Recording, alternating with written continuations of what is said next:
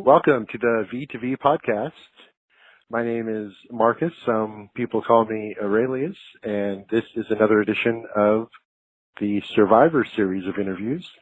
Today, my guest is Mel Grrster, who is indeed a survivor and also an anthropologist from Utah. And she's going to talk to us a little bit about what the troubled teen industry is in general, and more specifically talk a little bit about her experiences in the program. Welcome to the show. Thank you. So, did you want me to just jump in? So what in your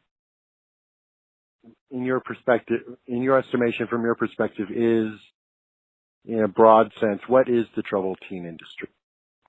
Well, I've actually never even heard this term until recently, so I'm really grateful for it. I learned about it through the memes page online, the Troubled Teens page, and the other survivors group that I've recently encountered. But, before, I never really had a term to call it, what would I call that experience that I had, and what was my teenage years. And so in the past I would say, I was in juvie, but it was not really like juvie because it was private. Or I would say I went to child prison because that was kind of it kind of captured the gravity of the situation and how punitive it was. But I think the troubled teen industry, that's a great term because it captures the fact that it is it's an economic machine, it's an industry. Where wealthy, middle-class, very affluent parents are able to pawn off their kids on other people. And, it's very lucrative. There's very little oversight. So you've got, a lot of places in Utah or rural areas, where they've got the wilderness programs. You've got residential treatment centers, therapeutic boarding schools. Whatever. There's all kinds of things, but they amount to restrictive total institutions where young people are cut off from society and their parents are paying for it. And, they differ, I'm sure, on the degree of punishment that goes on there, but that's about that. So I really like the term. Thanks for popularizing it. Oh, you're very welcome. That is interesting because if you don't have the words to kind of define your experience and you tell people that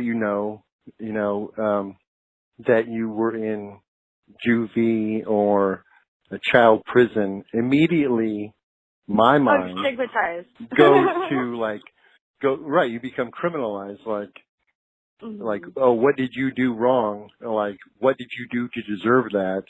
And that's not, in some sense that's accurate. You were essentially imprisoned, right. without resources to leave with, or even the right to leave in any case, because of the consent forms that the adults sign to basically put you into this program's care, where the parental rights aren't exactly stripped, but the program is given license to do kind of whatever they feel is necessary in order to, quote unquote, fix you. Right. And it is expensive, for sure. A lot of and the prices have gone up. I know that the first time, when I was first locked up when I was 13, it was $3,000 a month, and then when I ended up getting sent back because it obviously didn't work the first time. And it was up to $5,000 or $6,000 a month, So, I had a trust fund, when I was a kid, but that all got spent, on that. So there are some places now that cost $2,000 a day. Wow. That is amazing. Yeah. You would have to be wicked rich for that. Right. Because most insurance policies, some do actually though, cover those kinds of expenses. Mm-hmm. The insurance industry itself is an entirely different topic, but they can make payouts like that because of the way that insurance works. It's, you know, I it's a didn't big even gamble. know the insurance industry was involved, so this is even more an industry than I thought. So, okay, interesting. Oh, sure. Right, because especially the more, quote unquote, therapeutic programs or pseudo medical programs, it's similar in a sense to adult rehabilitation, which insurance does cover in most cases, and those are also very expensive, like literally $50,000 to $100,000 a month at times. And right. And I've done that the insurance myself, company can yeah. afford it. The insurance company can afford it because of the gamble they make that if everybody's kind of paying into this pool, even those giant payouts are a mere fraction of what they're taking in. So they can afford it because it doesn't cut into their profit at all, really. It's kind of mind blowing, but that is indeed the case because they're dealing with so many people that even millions of dollars going out doesn't even touch the billions of dollars that are coming in. But in a lot of cases, it's self-pay, and so you have to be right. So you have to be of some means to be able to send your kid away anyway. I'm sure there are cut rates. It's a brilliant economic scheme, though, because it's like the overhead for these kind of places is so low. Like, for example, the place where I went was on a piece of land in northeastern Utah on top of abandoned oil wells, and like they just stuck a few double wide trailers, and then kids built geodesic domes, and like, I mean, you pay people like minimum wage, and there's no like real teachers or like real, like you don't get medical care, you don't really get any therapeutics at all. You're basically just having kids build a farm for you, you know, like it's amazing, like just a cash cow basically. So. Yeah. Right. There was just an article last week in BuzzFeed about a what's it called, Riverview Christian Academy in Temecula, California, and they admitted in print that there was really nobody, and continues to really be nobody on staff who's certified in the field that they're operating in. Like the teachers aren't really teachers. The nurses aren't really nurses. And it's amazing that they can be that blatant and say this stuff and still remain in operation. That may be changing for them. We'll see. I would certainly hope so. They were quite candid in that piece. So, I mean, yeah, I was surprised they were that honest as well because, I mean, at least at the place I went, they would never admit that sort of thing. Right, and that's not uncommon. Yeah. In fact, there was another article that went about the place in New York where, unfortunately, 100 plus former residents over the years have died, either from suicide or drug overdoses. There was, and I'm not going to mention her name, and just out of respect, because this poor woman lost her son too. But she was a special education teacher who got enticed to join staff, saw some really brutal stuff like kids wrapped in rugs, bound with duct tape, remained, and then enrolled her son. That was really shocking to me too when I read that. Right, and then there was a little bit later in the article it explained that she had become the de facto nurse, but this woman was not a nurse. She was just acting as such. And it's just, it's sad, and it's really confusing too, in the sense that this kind of thing is at all allowable, even on a state-by-state basis, because I know that's how generally these programs are kind of administered, or if you even want to call it that, the guidelines are imposed by each individual state. It's not in any way a national thing. Right. So let's talk a little bit about your personal experience, if that's okay. Oh, yeah, that's fine. I listened to your show from yesterday, and I thought it was interesting how you guys were taking it back to the 1980s. And so I'm not that old, so, I mean, it was actually almost 20 years ago that I was sent away. So it was 1998. So it was kind of different. It was a lot of what you were talking about yesterday in terms of, like, the broader social context in terms of, like, this, like, moral panic about the troubled teen. I mean, it was right before Columbine happened. I mean, it just Right. seemed like, and then we had the internet, right? So, like, I think that was the big thing, that parents didn't really know what to do and the kids are out of control or something. So, like, I mean, in my case, I wasn't really all that badly behaved. I was 13 years old. And I think a lot of it had to do with the fact that, like, my parents both grew up in, like, farming families, and they were both Mormon, and so, like, they ended up leaving the farm, and they lost that kind of social control over their children. And, they became whatever and wealthy or whatever, but, like, so it was just different. And so I was acting out a little bit, as much as a 13-year-old could, which was kind of just, like, not wanting to go to school, and, like, I cut my hair real short like a boy. Like, I was, like, listening to, like, skater, like, hanging out with skater boys and, like, listening to alternative music. Like, I'm, like, in a small town in southern Utah, and, like, we got this radio, and it had this awesome antenna, and we could finally get, like, alternative music stations from Las Vegas. And so, like, Wow. all of a sudden, like, there's all these, like, foreign influences in the house, and the parents just kind of freaked out. So, like, Right. I mean, I still don't really understand it to this day, but, like, so they sent me away the first time, and it was a bishop in my community had sent 2 other girls in my neighborhood there already, and I don't know how they had that connection.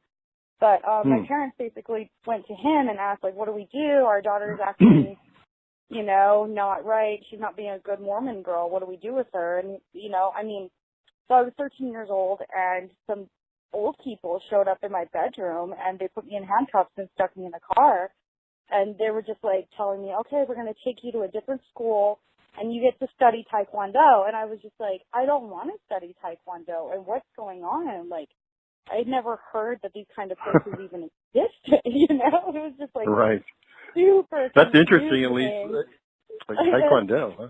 Yeah, I mean, but it wasn't even Taekwondo when I got there. It was karate. And, like, they told me it was, like, beautiful and up in the mountains, and there were trees, and there weren't trees, and it was gross. Like, it was, like, abandoned oil land. It was just disgusting. Right. So, like, I mean, I got there, and I just had no idea. Like, I remember it was, like, within, like, the first 5 minutes, I remember just being like, oh, my God, like, the Bill of Rights, like, the Constitution, like, none of that applies to me. Like, I had no idea that this was possible, Right. So, Well, you're right, because you're like a woke 13-year-old, right? Like, you've experienced, like, the radio from Vegas. You know what's up. You like skateboarding. I was always a very bright and well-read child. I was always for my own good. So, right, of course. Yeah. So, oops, but I never read about places like that, so I had no idea they existed until I was there. So, right, and I wonder, your parents weren't probably aware that was the environment either, I would imagine, because they were probably sold something quite different. I don't know what on earth they were thinking, to be perfectly honest with you. And I tried to talk to them about it, and, like, I mean, later, like, in 2009, there was breaking news about a sexual abuse scandal at the place where I was at. And, like, it was only then that they were just like, oh, maybe she wasn't lying, and it's like... Oh, yeah. Yeah, like, I had to make, like, headline news, but... So, I mean, it's just hard because, like, as I'm sure everybody talks about on the show, like, the parents are not allowed to, like, they're told that we're just manipulative and we're not telling the truth. And, like, so, I mean, you just suffer and there's nothing you can really do about it. So, I mean, I was there the first time for about, 15, 16 months, I think. And then I got out. I graduated and I was, like, 15. And, I mean, I've been hanging out with kids that were like, I don't know that any of us were bad at this school, but, you're in this place that's, like, for bad kids, so everybody makes up stories about all the bad things they do. Right, you got to be bad.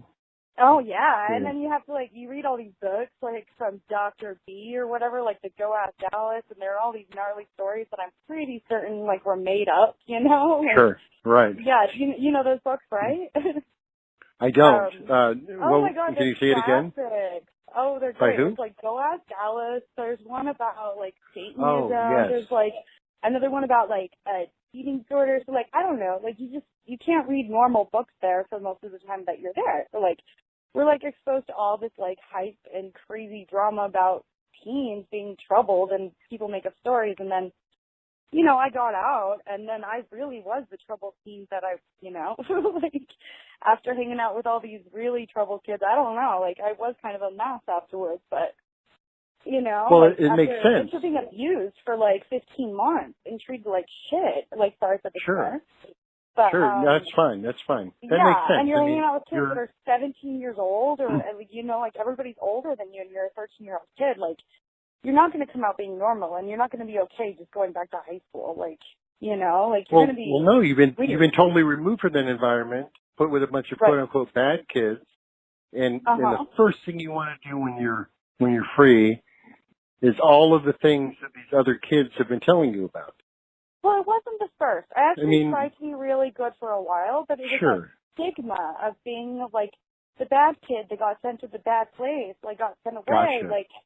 You know, it was like nobody was allowed to talk to me. And like, so, I mean, the only kids that could, you know, like, and that wanted to, they were the actual bad kids. So like, you know. Oh, that's right, because you were in that environment.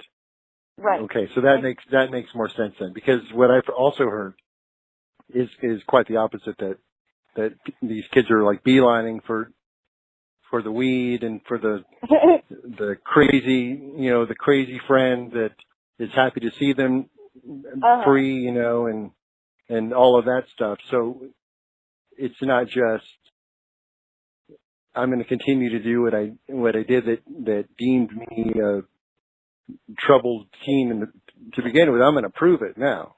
Like, yeah. I mean, like I'm going to make sure. Sure. Right. So in your particular environment, it was you were shunned in a lot of ways. Oh, I was. And you had no one to relate to.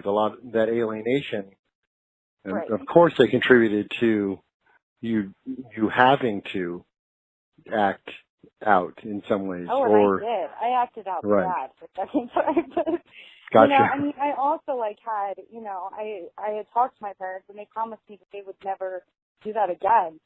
So like, I was pretty. I mean, I wasn't terrible. Like, I continued to get straight A's in school. I continued to go to school. Like, I mean, but the second time, like, I got sent in, like, I did get, like, caught with, like, a microscopic bit of weed and, like, was, you know. So that was, like, so there was, like, legal things involved. And I remember, like, social workers and everyone was just like, okay, well, like, you're getting good grades in school. You're being good. Like, your room is clean. Like, they had to come to my house and do, like, checks and everything. And so they were like, why don't you go do Job Corps or something if things aren't working with your parents so well? And I was like, please sign me up. And then it was like the next day, those same people came into my bedroom and took me away again. Oh my gosh. Yeah. What? Really the same people? It was literally these same old people. Oh and, like, my gosh. I remember just being so pissed that it was the same ones. I was like, no. And like, I was so pissed that they sent me to the same place. It was like, dude, there are hundreds of them. Why the fuck couldn't you have chosen a different one? They're going to punish me worse for being, like, the first kid sent back there, which they did, you know? Oh, yeah. I can imagine. Oh, yeah. So you went back to the same place? Yep. You know, my parents were, like, they were just, like, I mean, I hate the word hysterical, but I feel like it fits. Because, like, it just makes no logical sense. Like, I was doing fine and everything, but I wasn't going to be a Mormon girl like they wanted, you know? So, right. That had a lot to do with obviously. Sure. Those cultural standards. They were like, yeah, she's going to die. We have to send her away. And it was like, I mean, I don't know about that. Like, I could have gone somewhere else, you know? But they just, you know, they didn't bother to, like, they didn't care. Like, they knew it didn't work the first time and they didn't give a shit. Like, it was just send her back. So, yeah, that sucks. But, yeah. So, as you kind of progressed the second time through, Was this the only other place that you were sent? Yeah, that was the only other one. Okay, so you kind of graduated again, I guess? I had to, yeah. So, like, Right. they ended up getting, like, a court order over me, so, like, Oh, because wow. of the microscopic marijuana or whatever they found. Uh-huh. So, like, they got that, so it was, like, I could have been there forever. And, like, knowing that I had that court order was really difficult. And it was, everything about the second time was weird because I already knew the rules and I already knew the mind tricks and I already knew everything about it. So it was, like, it kept getting frustrated, like, staff, because, like, they couldn't break me that way, like, again. Mm-hmm. Like, because I already knew Sure. what the game was, you know? It was like, whatever, dude. Like, but Right. then I tried to run away because knowing of the court order and, you know, my brilliant 16-year-old mind, you know, like, I mean, Mm-hmm. it was the dumbest runaway plan, but, you know, like, you know, I was on a college visit to see a campus, and then I ended up, like, hitchhiking and just running as fast as I could away. Like, Oh, my gosh. yeah. Wow. When you're desperate So, and you're 16. well, right. So, Yeah. so you go through again, and then what happens? I mean, you obviously come back home again. I went to college, and actually, like, I mean, I did, Oh, good. yeah, so I got out, and, like, I got out on the condition that I would go to school. So, I mean, like, regardless of not really having school, like, you know, I just got on the ACTs and I got in, and it was fine, you know, like, I've always been academically, like, gifted or something. So, like, Right. yeah. And that, you know, in that environment, as opposed to the high school world or that age group, probably the people in college could care less right. Well, about, I made it know. you know, in like, some sense, like, right, that they didn't know you well enough to care about your past, or you no. didn't have to disclose that to them because that was something that they didn't need to know anyway. Yeah, everybody's anonymous when you start, right? Right, So, right. right, like, so, but I mean, like, I was pretty damaged, though, afterwards, you know, so, like, Sure.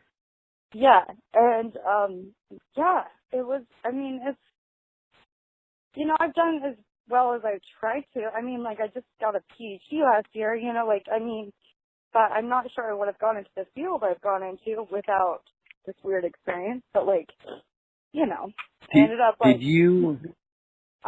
you notice that something I've heard kind of typically is that the kids who kind of overcome that trauma and being, you know, handcuffed and taken away, the ones that overcome it, these places and the powers that be or the people in charge will point to you and say, see, it works. And the ones that like fail to thrive, so to speak, are pointed at and say, see, though they were too bad and damaged to begin with, we tried our best.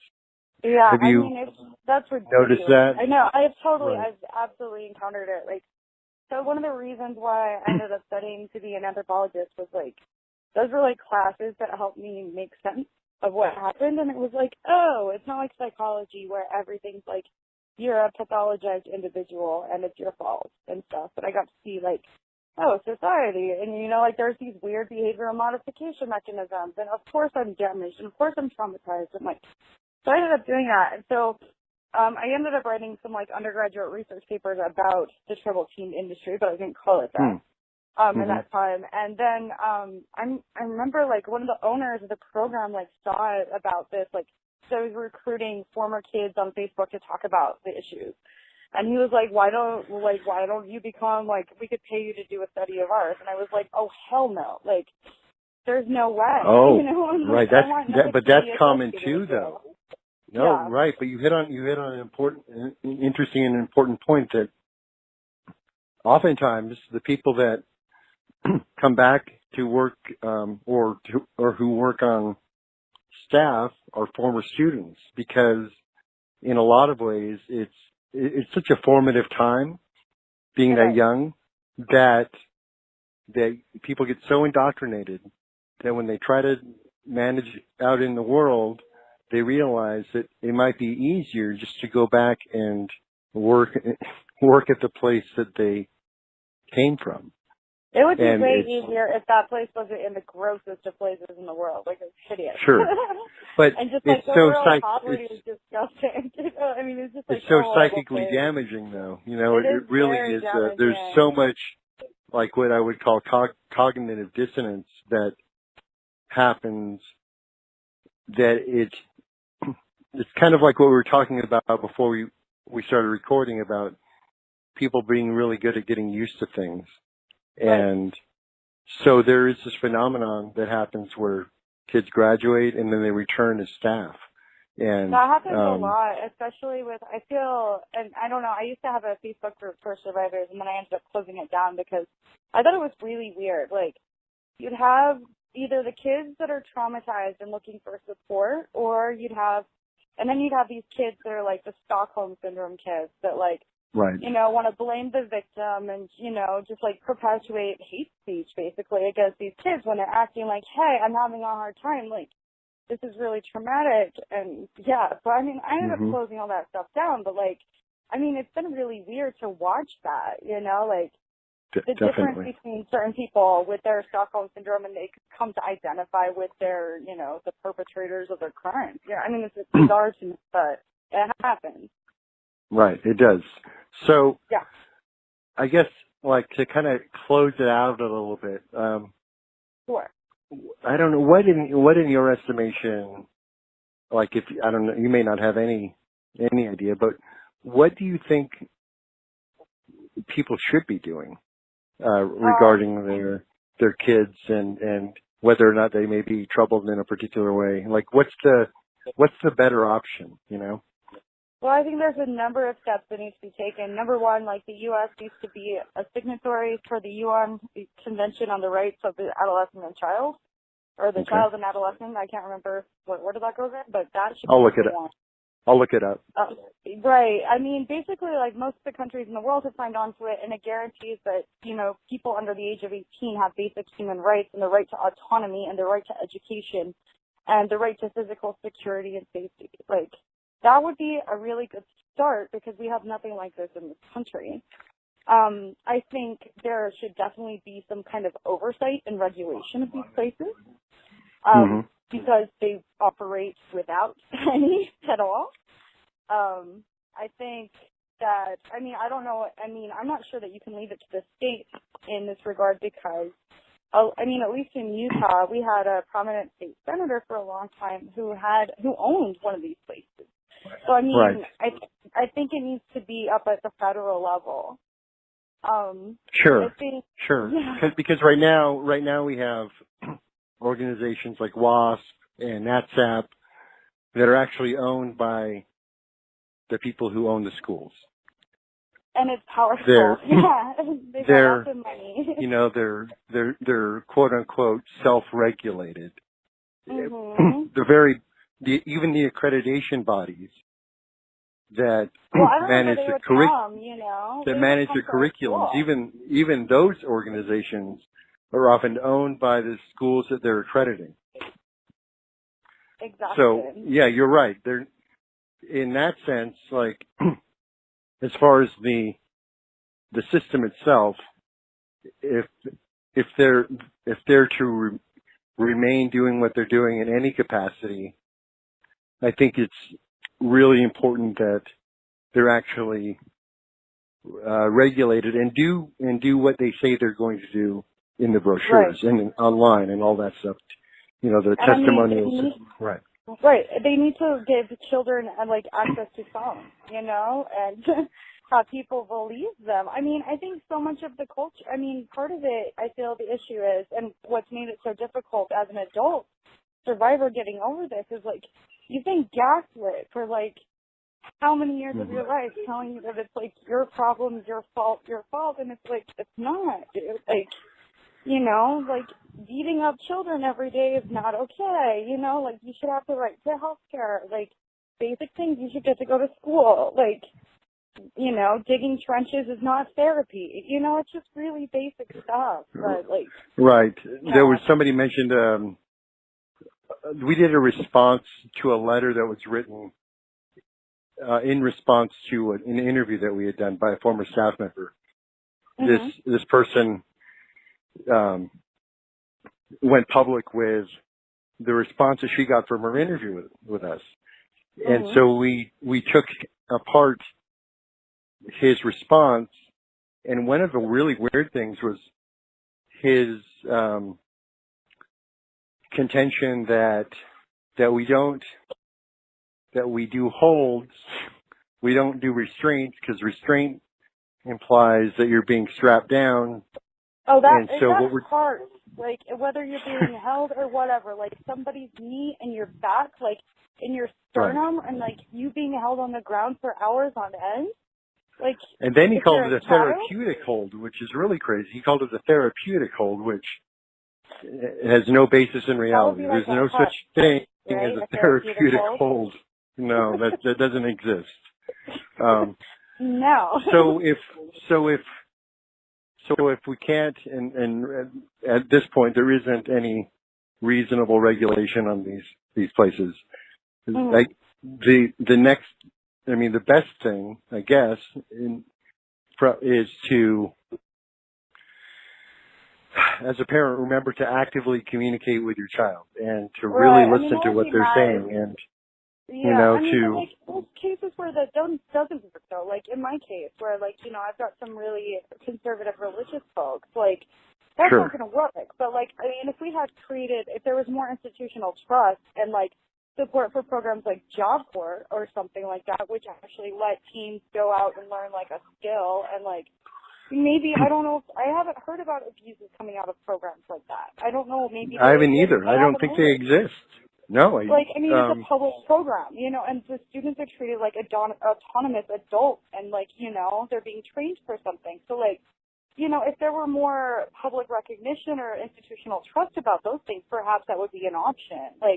Right. I guess the other part is to, to essentially fix the real schools, and allow kids to thrive in the real schools without all the extra. There has to be without all the extra stuff. And right. Yeah. I think the alternative for from the nuclear family, because sometimes we tend to romanticize the family as safe and wonderful spaces, and sometimes they're not, and I feel there's a need and an institutional vacuum in terms of what to do with so-called troubled teens that have a shit home life. What do you do with them? I feel maybe creating some kind of zones where they can be, either emancipated or treated with respect, that would be a good stage. But, it'd be good to do research on these issues, too, and find alternatives and different ways of dealing with it, perhaps in different countries, which I know that they exist, Sure. So, when you think about it, the large majority of children don't go to these places. Right. It's a fairly small amount. It's in the thousands, of course, but overall it's a small slice. And those kids seem to make it, by and large. Regardless of what they might be going through, whether their home life is good or bad, and whatever behaviors they are exhibiting, good or bad, the majority of the kids in this country, and the world for that matter, make it. And my experience was that all of the, I think I said this last night, all of the so-called bad kids that I knew when I was growing up, and I was kind of in those circles too, but the really, the notorious ones, they've all done quite well for themselves and grew out of it, and made a life for themselves. Right. So exactly. So I think ultimately, basically the idea that why we're doing this and what I'm really getting at is to send up a big red flag saying, please don't send your kids to these places because they're not beneficial. And no, you're going to be like me with a kid. It's you know, it was 20 years I got sent away, and it's like there's so much trauma. Like, and I mean, it leaves scars. You know, it just. So why would you do that to a person? You know? Like, right. Why? Indeed. Why would you do that to a person? And I think we're gonna. I mean, we could go on and on and on, but yeah. you know, our listeners have a lot of patience. By the way, I'm sure. it's really great. Yeah. Like a lot of these interviews are listened to the majority of the way through, Wow. and so that's amazing and fantastic. And I'm getting a lot of really good feedback from other survivors. Keep up the good work. And I mean, like, I know it's kind of a hard issue to mobilize around because who cares about these, like, rich kids that, you know, right. But they're not all of them, though. Not all of them. No, I mean, like, not all kind of of them. what I was saying is that we certainly there don't are end up rich, I don't find. No. There are cut rate places, too, believe me. There are discount therapeutic boarding schools, believe it or not. Like, oh, yeah. I mean, the almighty dollar doesn't discriminate. Well, let's keep our ears open for good alternatives then. Absolutely. And so I'm going to just wrap it up by saying this has been another episode of the V2V Podcast Survivor Series. We're talking with Mel Grrster, and I really appreciate you coming on the show, and thank you very much. No, thank you. See you later.